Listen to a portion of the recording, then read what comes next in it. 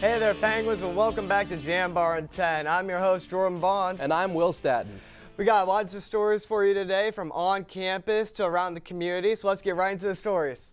The Batante College of Health and Human Services will be holding various events throughout the year to promote health lifestyles in Mahoning Valley. Here's Josh Robinson with more on the story.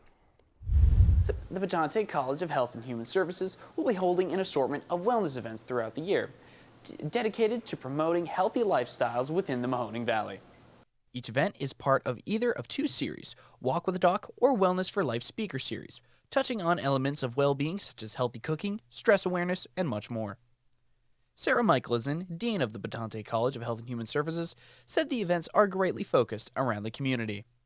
They're largely community-oriented. So, of course, we welcome all of our faculty and staff to participate as well, but it's largely a community initiative.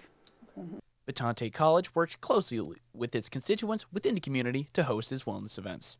It's mostly finding topics that are of interest to the constituents and then deciding where to hold them around the community. For more information about the wellness events, times, and dates, refer to the wellness events calendar on the YSU website. Reporting for the Jambar, I'm Josh Robinson.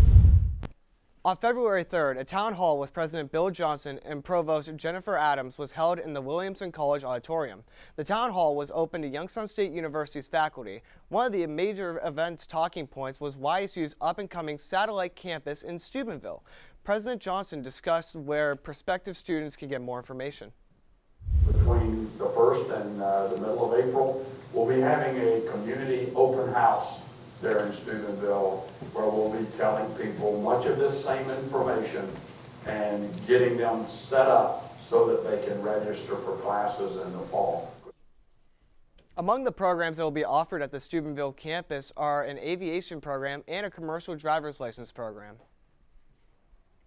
The Office of Academic Affairs announced a new academic credentialing initiative. The initiative will allow eligible students to complete courses that count toward micro-credentials. Students must complete 3 out of 6 courses that count toward a credential. Micro-credentials include creative thinking, critical thinking, personal and social well-being, and quantitative and scientific reasoning. Upon completion, students will hold a better understanding of the courses that they take. They will also be able to apply these credentials to a professional resume. The Office of Academic Affairs said to contact it directly to ask any more questions. 15 professors have been granted research professorship awards for the 2026-2027 academic year. The list was shared at the end of January through the Office of Academic Affairs. Maria Conti Maraveris, Associate Professor in the Department of English and World Languages, is one of this year's recipients. Conti Maraveris, whose research will be a qualitative study of first-year composition, said research in the humanities is important to building better citizens. I think it's extremely important. We know that the humanities can help us to produce a stronger society, and students become citizens, lifelong citizens. And if we're building some critical thinking skills in the humanities courses, they can take that into their communities. They can take that into their workplaces. Research Professorship Awards offer faculty time to focus on research endeavors and is a sign of the institution's confidence in the work they produce.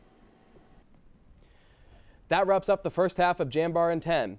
Next up, we have memories from Jambar Archives, a new event to add to your radar, and an indie band to spotlight. We'll see you after the break. We know you hear it all the time. Why Youngstown State University? Why go to a school in the Mahoning Valley of northeastern Ohio, surprisingly beautiful as that may be? Why live on a campus that sits on the edge of the Rust Belt, historic and inspiring as that may be? In short, why choose Youngstown State? Here's why. Because when it comes to engineering, medicine, sports, business, and the skills you need to take your place in the future, we take a back seat to nobody because you can afford us, and we will afford you the opportunity to build the future you want and the life you desire. Why Youngstown State? Because we care about you, your success, and our future. Together. Youngstown State University. Now you know why.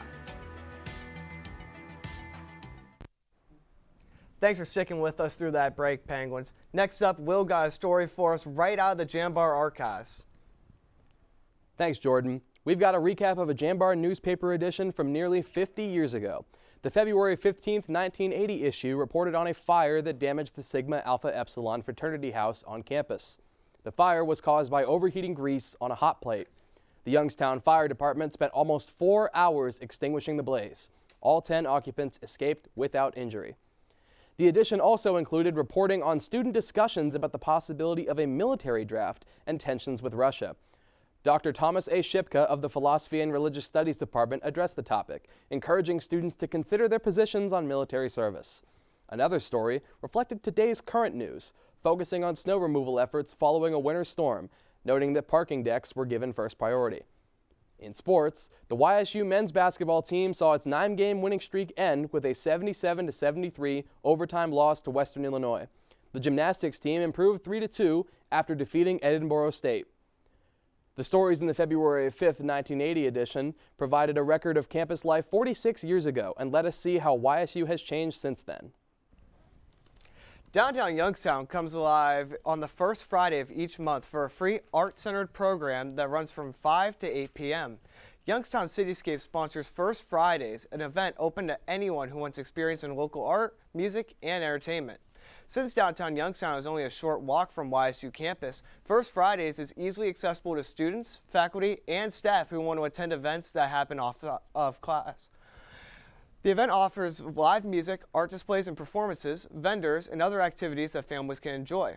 On February 6th, the next event, For the Love of Dance, will be held at the Ballet Western Reserve and at the Concept Studio.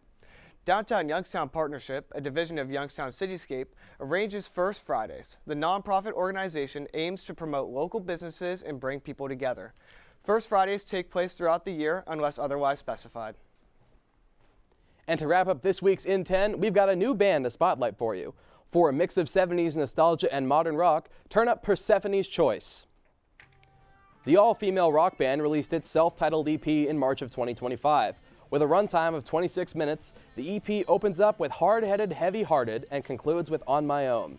The EP also features re-recorded versions of its debut singles. Based in Tampa, Florida, the band is comprised of singer Courtney Bradley, bassist Mac Basom, and drummer Dom Montanes.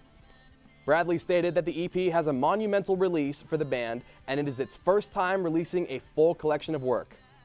Those interested in Persephone's Choice can check out the band's music on Spotify and Apple Music.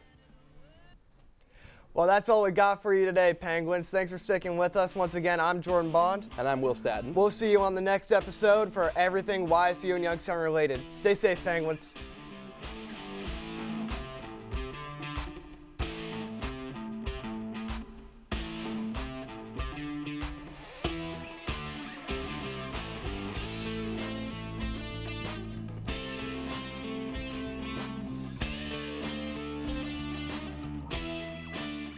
Support for Jambar TV is provided in part by the YSU Foundation and the Jane F. Lamb Charitable Foundation. Thank you.